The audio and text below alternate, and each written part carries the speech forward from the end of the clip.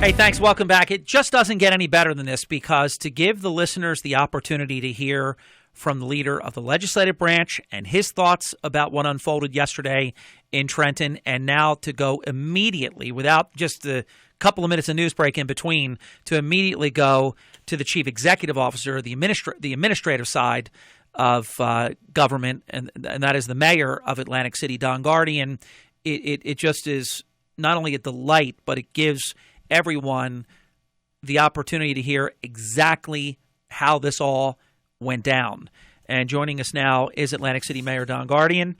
Mr. Mayor, I keep saying these are interesting times. They really are, aren't they? Good morning, Harry. So how are you doing this morning, Mr. Mayor? Better than yesterday morning when we were facing a state takeover and the civil rights of every resident being displaced, and city council and the mayor being stripped of all their powers and not knowing what the state was going to do with the city. So let me ask you this, because and not that the media gets to dictate what something is. The actual terms and fairness should be the driver. But I thought it was hilarious when I saw headlines, state takes over city of Atlantic City, and then the first sentence by the writer says, don't call it a takeover. So even the reporting is psychotic. But if what I know to be true is that the state will have responsibility and the ultimate say of Atlantic City finances, and I think that is true, they already do, really, the ability to restructure your debt, which, of course, if you're going to get this help to get to discharge a lot of this debt, you need that. They can change or even terminate contracts, collective bargaining agreements. They will have the authority to create shared services, to change services the way that they are. They would be able to sell or lease city property. If you can do all that, isn't it a takeover, or can you honestly say, and you are, it's not a takeover? We have nothing in writing. We signed nothing. Those are the statements that the governor made, but we agreed that we would come to the table. The senator would bring what he wants the state and city to do. The governor the same, and the city will do the same. So, before I went back up to Trenton yesterday, we were with representatives of the governor and the senator himself, Senator Sweeney, on Monday for several hours in the afternoon. And I came back, met with both City Council President Small and our Vice President. Let me touch on that, Mayor, real quick, and then you take it back. I just want to ask you right up front, because I did speak to a number of City Council members yesterday that were very surprised how they had to learn about this. Did it have to be that way? No. Here's what happened is over the weekend, the governor and the state senator had said, is there any way that the city would not file a petition to file bankruptcy? He says, well, you have to show the good faith and you have to pull the bill that's the takeover bill. So what is the city looking for? I said, the city is looking for help with our debt. It's going to be $50 million between the Borgata and the current bond debt that we have now. And the state has the financial muscle, although weak, much, much stronger than Atlantic City, to restructure that debt. That's the most important issue for us now. All the other financial controls this state in effect has. They don't have the ability to cancel union contracts, and they can't sell property. And that's why we're going back to the negotiating table to see what happened. The second part of that deal was, you can't say do this now, give away additional authority, and then we'll introduce a bill and we'll give you the redirected money from the casinos and guarantee no tax appeals, etc.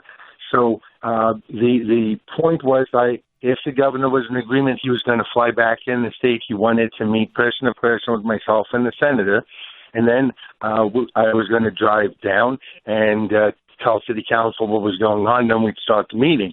The problem is the governor couldn't get here till 2:30.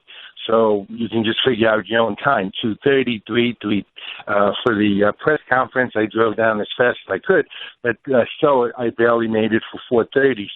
So you intended for City Council to know in advance. It was not your intention to keep it from them and them with their jaws hitting the table watching it on YouTube. Right. How did you allow the governor to have a press conference? Guess what? I have no control over that. The point was that I was supposed to meet with the governor to see if he and the senator were in agreement for us to sit down to negotiate a new bill, and that bill would be indeed much more this partnership that we're talking about with some state intervention, but not a takeover. And the question that we had is, did the senator and did the Assembly Speaker have enough votes to push through the takeover, or did we have enough votes to block it? And that's where we were going. That question was undecided. Let me ask you, Mayor, a question that you may or may not know the answer to. I was curious. It was the Senate President, dead center in the box, was Governor Christie, and then to his left, stage right, was Mayor Guardian. I have to admit, this is just in fun. You kind of looked a little bit like a hostage just a couple of times, but I'm sure this was all really hard to even decompress and process on your end because it was all happening so fast. But I couldn't help but note that the Assembly Speaker, Vincent Prieto, wasn't there.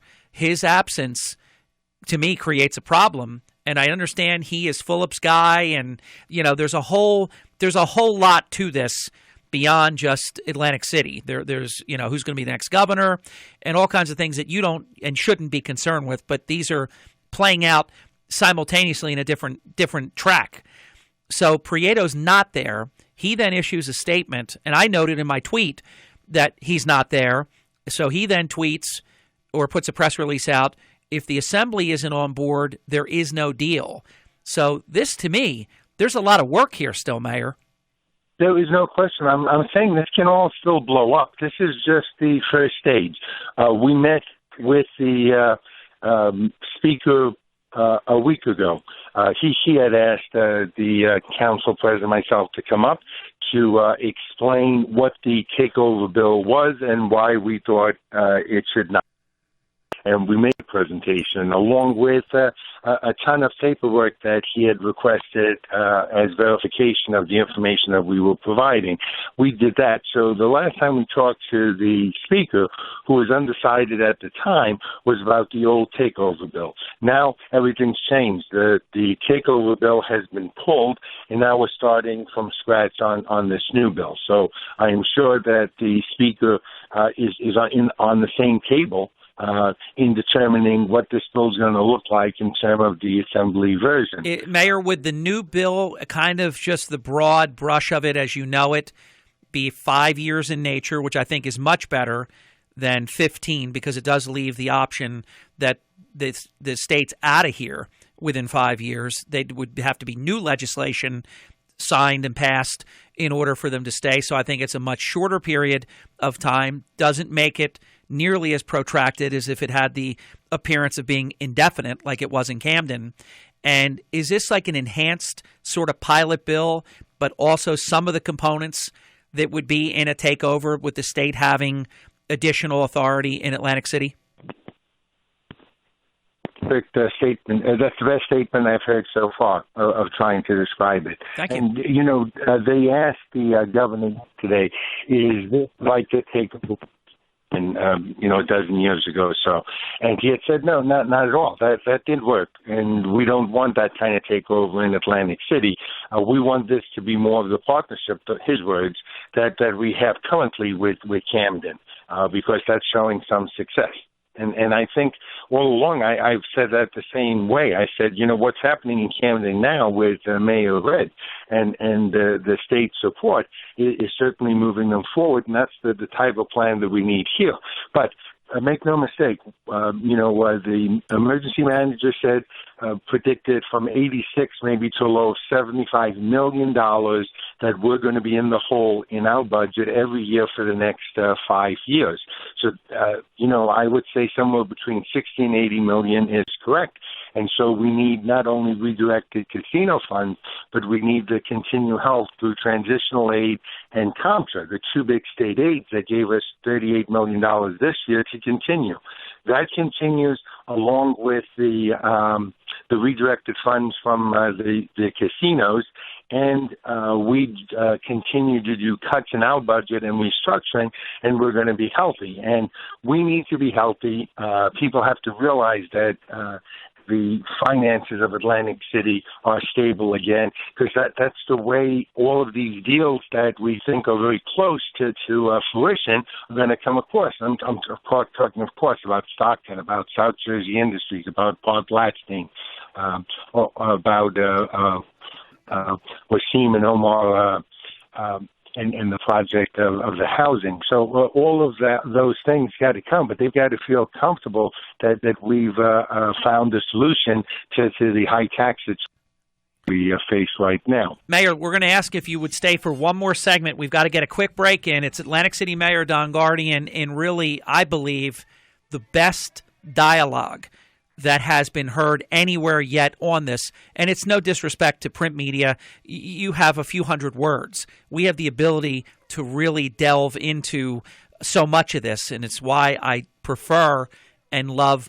my role in the media as opposed. I love to write, and I write every week, but it's just so good what's happening right now from the listeners hearing a very mature comment from the legislative body in the council president's remarks. I truly believe that, look, everybody was in for a battle if it needed to be. But I'm always a lover first and then a fighter. One of our little taglines, he's a lover and a fighter. But if you can strike a deal rather than some protracted litigation where you're probably going to wind up losing, I mean, I don't want to say that this is over and that it could blow up, as the mayor said, and then you could wind up having to do some of the other things that were just getting started in the past week or so. But this, to me, is the best path for the least amount of state encroachment into Atlantic City. And I'll tell you, the only thing out of all of this that I leave with a bad taste in my mouth, because I'm very pliable when it comes to, hey, you're going to go take over, you're going to go resist a takeover. Great, I get you. I understand that. Oh, you got a deal? It's a better deal than you would have got, even if you went the other route. Great, I'm great with that. The only area that I think absolutely stinks is the $2.6 million, and I never heard that number in total. I always told you it was a seven-figure number, but Marty Small said today $2.6 million to Kevin Lavin. We already had Ed Sesdeli, who did a great job. The state was already controlling the finances. What did we get for $2.6 million? Are you kidding me? That had nothing to do with Chris Christie and Steve Sweeney and Don Guardian standing there yesterday at the governor's outer anteroom. That had nothing to do with that at all. I'm telling you, that's going to go down as one of the great ripoffs, in my opinion, in Atlantic City history. Brief time out. The mayor continues next. If you're talking about it, Harry Hurley's talking about it right now. Call 609-407-1450. Hurley in the morning on WPG Talk Radio 1450 and WPG1450.com. Hey, thanks. With Atlantic City Mayor Don Guardian, we have about 10 minutes with the mayor, if that's good with him. Mayor, in terms of where we go from here, because obviously dates have been bandied about, that sometime in April there is a significant, if not Atlantic City being broke, comes to pass. So the governor was saying that, this gets really moving in the month of February. This all has to come together within the next 4 to 8 weeks, doesn't it? Yes, it does. When I had first released that information about when the city would go broke, it was to a question that was asked: if all of the bills that were before the Senate Assembly didn't go through, what would be the financial effect to the city? And so I gave them that April date, and the $33.3 million didn't go through last year. It's a movable date, and I'll tell you, if you don't have enough money with your paycheck today, what are you going to do? You're going to probably keep up the mortgage. You're going to keep up electric and heat. You're going to give up cable, and you're going to give up some things that you can delay. In April, we get 1/4 of the taxes coming back in again for the following year. So not paying bills certainly keeps Atlantic City alive, but it just is not the right thing to do, and it just pushes the problem down the road. This is serious, and we can't be acting foolishly about it, and that's why we needed to find a solution that brought some finances. Harry, I wanted to mention that the alternative is bankruptcy, and we have a bankruptcy attorney for the city, and we brought him in last night to do a presentation for the public as well as City Council to show them what a municipal bankruptcy is all about, the petition, but the bankruptcy does a lot of bad things. We know that, and it strips all of the well, Mayor, how about this one? Just the mere threat of the state taking over the city, and then the mere threat of the city saying we're going to file. We're looking at possibly, filing bankruptcy. You didn't say you were going to file bankruptcy, but you put it right out there. Everybody, legislative branch, executive branch, that you are looking at it. You're meeting in a special meeting about it. What does Standard & Poor's do? They whack the living snot out of Atlantic City municipal bonds, drop them all the way. They're already junk. Drop them 4 more grades lower to nearly the very basement of long-term investments to CCC minus. So, I think it's real important that you and the Senate President and the governor, and I would urge the Senate or the Assembly Speaker to get on board, because this kind of rhetoric, it's no joke, Mayor. No joke, and I think one of the reasons this stays back at the table is because everyone in Trenton realizes how detrimental a bankruptcy is to the state of New Jersey, all the municipalities and the state itself. So that they need to help us so that we don't have to file bankruptcy. Harry, I think that's a real important point. I did want to just comment on Kevin Lavin, not the amount of money the state paid him. I just hear numbers bantered out there, but I've never seen any of those payments. I'm going to stay away from the high cost that it occurred. But the point was, you brought in Kevin Lavin because he was an expert, but basically in bankruptcy. Yes. And that's why we lost all our credit rating. We didn't lose our credit rating, Harry, if you remember, before he was appointed. Once he was appointed, they said the governor appointed a bankruptcy expert, and Atlantic City is going to be filing bankruptcy. And the next part of that is the governor saying, go down there. Listen, they're not doing it right. Whatever they're doing down there, just fix it and write a report and tell us how to fix it. And nobody was happy with the report because everyone wanted to hear that if we went bankrupt, we would end all our problems. We don't. We're still in financial problem, even if we dump $50-60 million a year through a bankruptcy. And that, if we got rid of the police and fire department, there'd still be a $20 million hole if you had no police or no fire. This is big. It's at $80 million, $86 million. That we're talking about. And so I think one of the values of Kevin Lavin's report is there's no longer anyone that thinks that there's some easy sell the water company, sell Beta Field. None of that will have the effect financially of solving the problem, besides all the other reasons that you shouldn't do it.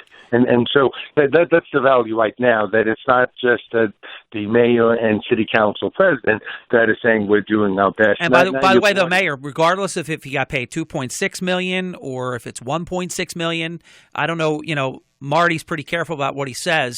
He said that number for a reason. I never heard anybody reveal a number before, and I'm telling you, my antennas went up when he said $2.6 million. But even if it's $1 million, even if he got $200,000, the mere introduction of him shattered the confidence in the markets about Atlantic City, because it's true. If you bring Derek Jeter to a baseball field, you're assuming he's going to go to shortstop, he's going to bat first or second, and that he's going to play baseball. So if you bring Kevin Lavin to a town near you, what does Kevin Lavin do? What did he just do? Oh, that's right, he does bankruptcy. So the market's cooked, built in This is what they do. They're not thinking about 5 minutes. They're looking down the road. They then built in that Atlantic City is now riskier. They brought a the bankruptcy expert that just did an enormous bankruptcy deal in the Midwest.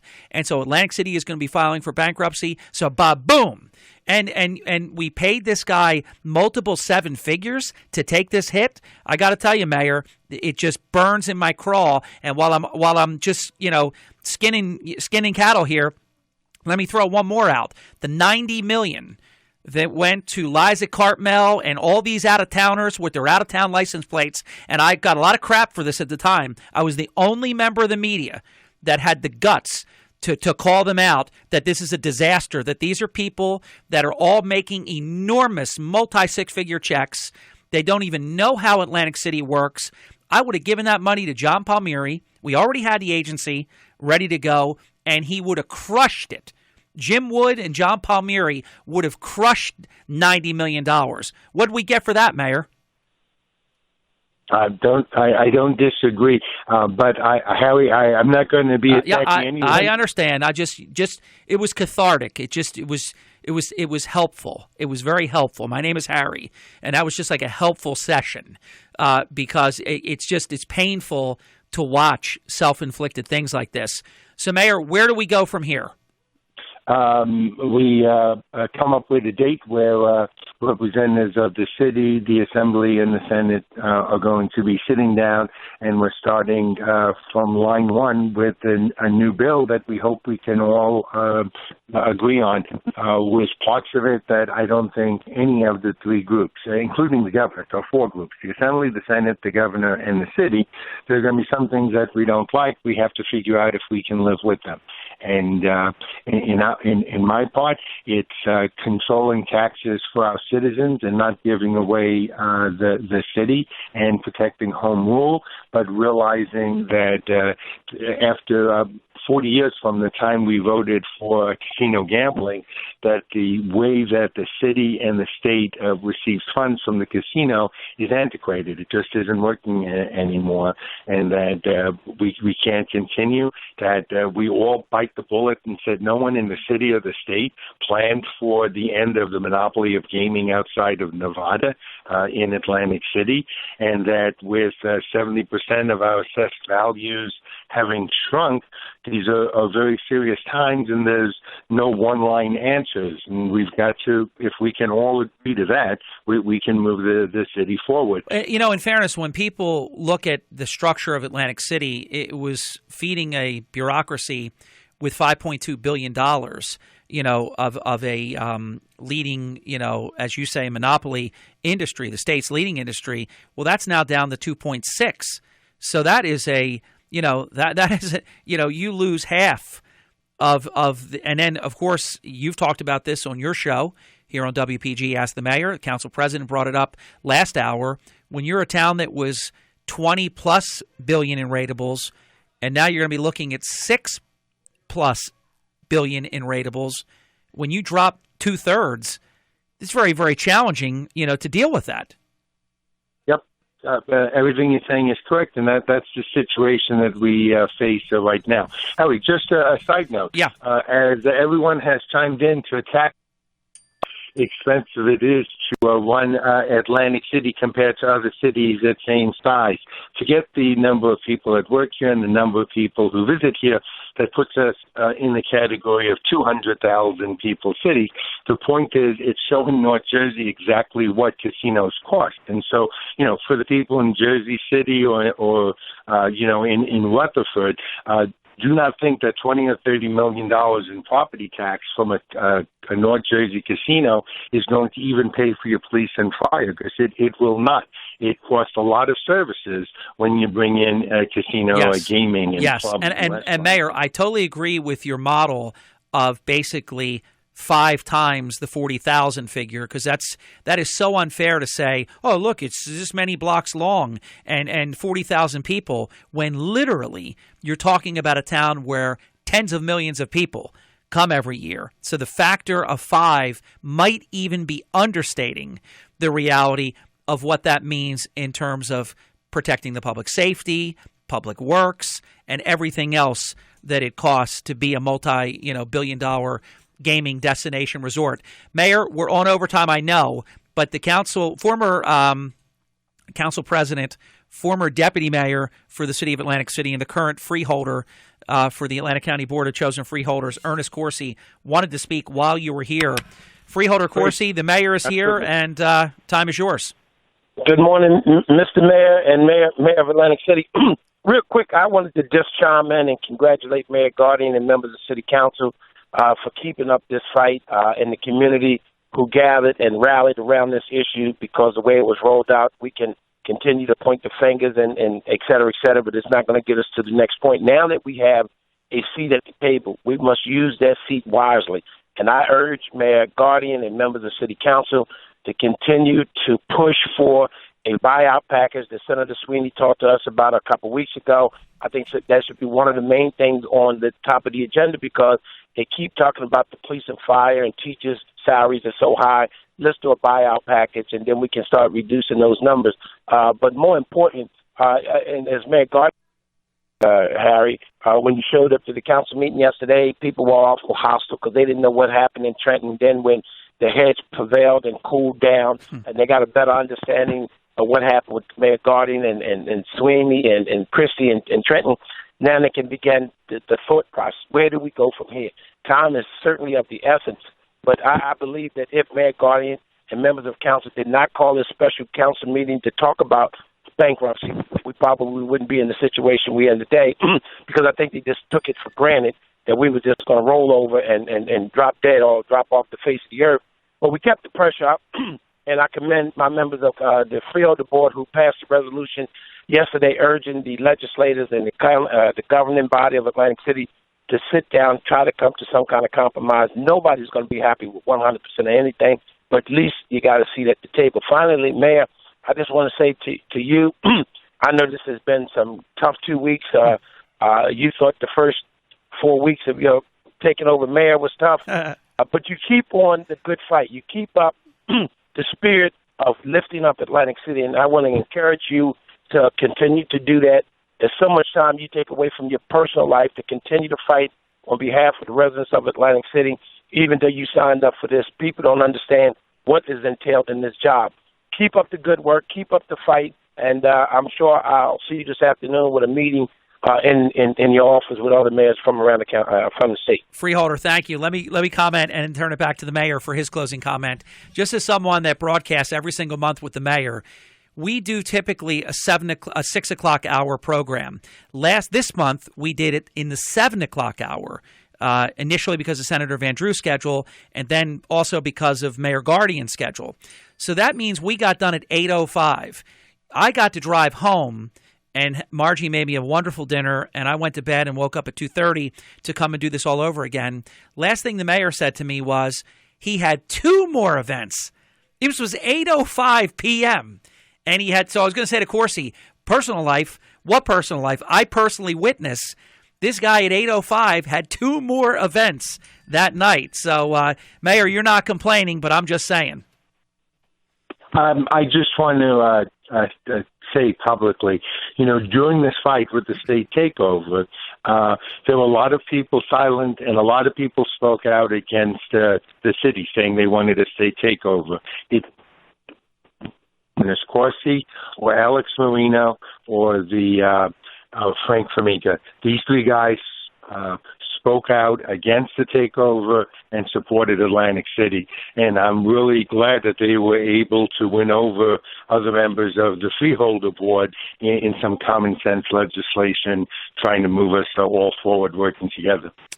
Mr. Mayor, good to visit with you. We'll see what's going to unfold very, very soon, because this is something that's got to really come together, and it's not going to be easy because everybody has sort of what they want to see, and some of it is objectionable to all sides. I mean, so this is going to be very challenging, and I guess that's the nature of true bargaining, because everybody should be a little unhappy. Yep, not a done deal, but a good beginning. All right, Mr. Mayor, thanks for the time this morning.